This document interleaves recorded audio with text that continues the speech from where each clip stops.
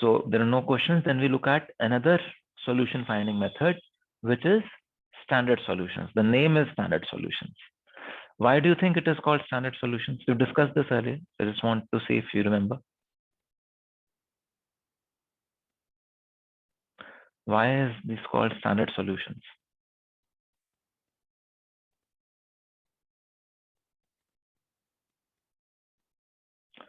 Is standard solution? Yeah, please. So based on various previous problem identification stage, looking at various interaction and things like that, it uses actually the inventive principles only to come up with the solution.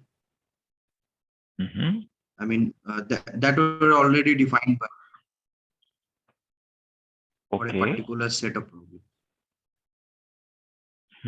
So you're saying that the template of the solutions is inventive principles.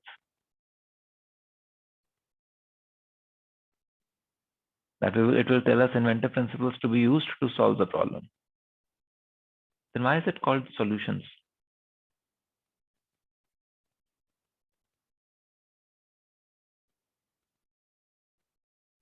You remember the orange orchards problem and the problem with that boat which had whose base was getting torn, degraded, and we said they are the same problem in trace language. Remember that example? Yes, sir. So what's there? What's happening there? We have taken the problem statement to a much higher level of abstraction. So today we are looking at standard solutions here. And what we are saying is that, see, to solve a problem, there are different levels of hierarchy. We are going to a very high level of hierarchy to solve this set of problems now. So high a hierarchy level, so high a level of abstraction that in total there are Altshuler defined a total of 76 generalized models of solutions to all engineering problems. See, come to think of it, initially he worked on technical contradiction matrix. How many parameters on the x and how many on the y-axis? 39 each. So how many different kinds of problems are we talking about? Something like 39 into 39? Yes, sir. Then we came to physical contradiction matrix. In physical contradiction matrix, how many are we talking about?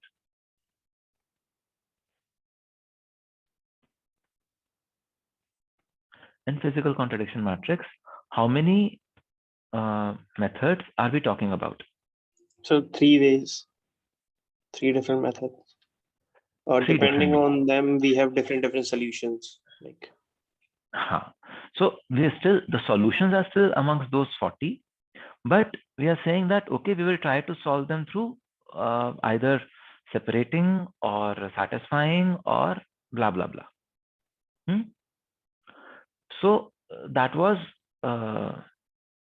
what was done to the physical contradictions. But in that also, there was a significant possibility that many more problems could appear. You had physical contradictions which could be between any two components and any parameters of various components.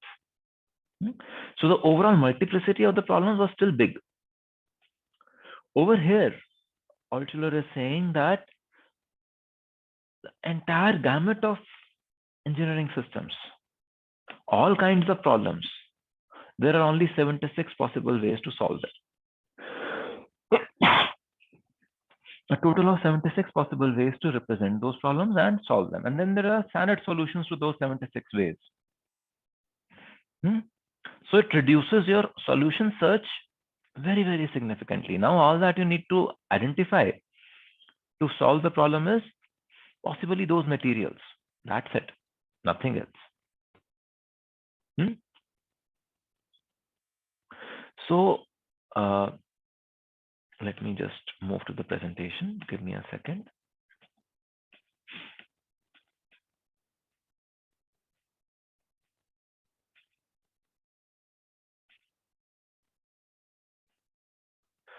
You able to see my slides? Yes, sir. So he says that there are a set of 76 generalized models of solutions to engineering problems. And that is where he says that, we use the language of substances and fields, and the substance field model represents the problem and the solution format. So we discussed this, that just like there is a language in maths, algebra, or trigonometry, or so on, language in chemistry in terms of chemical equations, language in semiconductor physics in terms of band diagrams, and so on. All of us have studied these languages. In exactly the same way, there's a language for inventive problem solving, which is substance field diagrams, where any problem is represented as interaction between substances and fields. There is a legend: if you have a desired effect, you use a solid arrow. If there's an insufficient desired effect, the same terminology or the same thing that we were using in the function model, dashed arrow. Harmful effect, okay, there we use the red colored arrow, but over here he says just wavy arrow. And then operator. Okay. And the kinds of fields that we're talking about are mechanical, acoustic, thermal, chemical, electrical, magnetic, all those fields. So what is a substance field? A substance field means a system found by interaction of substances and fields. Substances, as we already agreed, are components in the engineering system having rest mass. A field can be considered as similar to energy in a broad sense. It does not have a rest mass per se. Fields are like mechanical, electrical, magnetic, so on. When you apply these fields, the interactions between substances also can get streamlined. Remember the example of ball bearings going through a pipe? Yes, sir. So all that was done was we applied a magnetic field here, ball bearings got attached here, and that could solve the entire problem. The pipe would no longer break that frequently. So an effective engineering system must have at least two substances and one field. The field establishes the interactions between those substances, and the graphical representation of their interaction is called the field model or the substance field model. There are 76 problem types or solution types, which are arranged in 5 major classes. The first class, for example, is building and destruction of substance fields. So building and destruction of substance fields has 2 subclasses containing 13 solutions. But that pipe example, over there, what was happening? There were 2 substances, but no field there. So the solution was adding a field. That kind of a problem would come under category 1. Okay. Then development of substance fields. What does this mean? This means introducing modifications within the boundaries of the system. It has 4 subclasses containing 23 solutions in total. And you remember this orchard example where we said that the modification of oranges, which is lemons, should be planted at the periphery of the orchard. So what was happening? If you remember the substance field there, there was an optical field there, monkeys and oranges. Monkeys and oranges were interacting through this field, and this interaction was harmful interaction.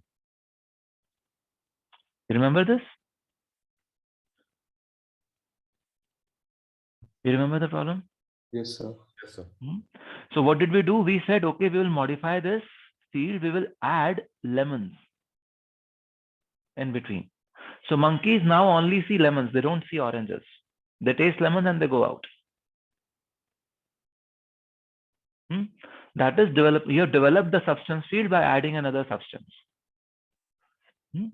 Then transition to super system or micro level. We will see an example of that, I think, in the few slides.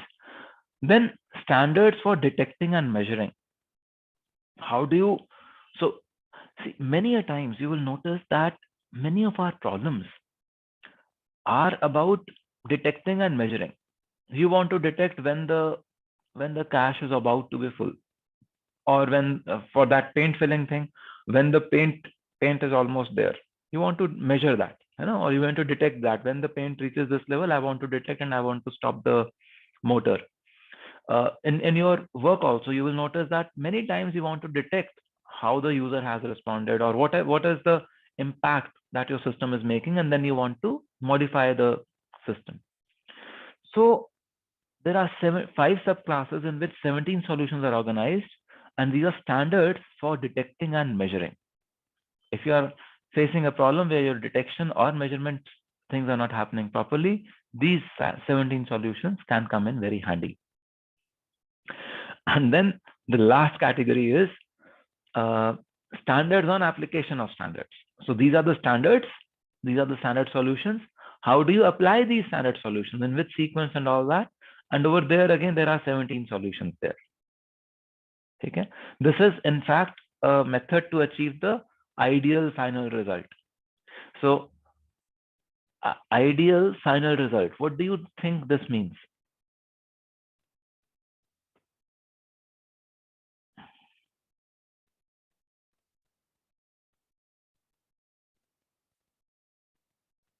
What do you think? What do you think this phrase "ideal final result" means? It eliminates a problem. I mean, facilitates the destruction of or creation, like in the first example.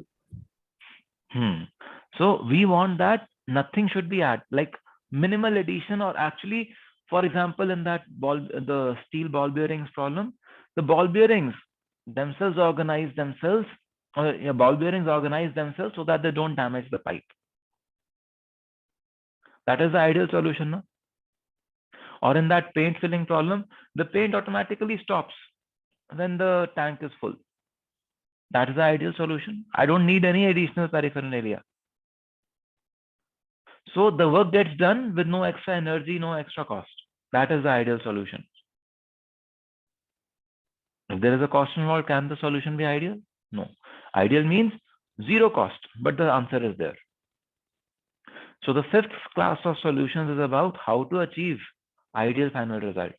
In which situations you can target achieving ideal final result. The work gets done with no extra cost. Interesting, no? So when a field in a substance field model is missing, the following fields can be considered. In fact, I remember it as a term called MATCHEM: mechanical, acoustic, thermal, chemical, electrical, magnetic. So MATCHEM is what we call this as. Now this is for generic engineering problems. You will notice that it comes in very handy. For those of us who are electronics engineers or who are computers engineers, we may want to say that, okay, for us, the things are limited to probably electrical, magnetic, thermal at times. When we talk about micro electromechanical systems, MEMS, then also mechanical. But unless you're talking about microphones or something, acoustic will not usually come in. Unless you're talking about specific sensors like gas sensors or particle sensors, chemical may also not come in. Okay, so typically we will be dealing with electrical, magnetic, thermal, or mechanical in our systems.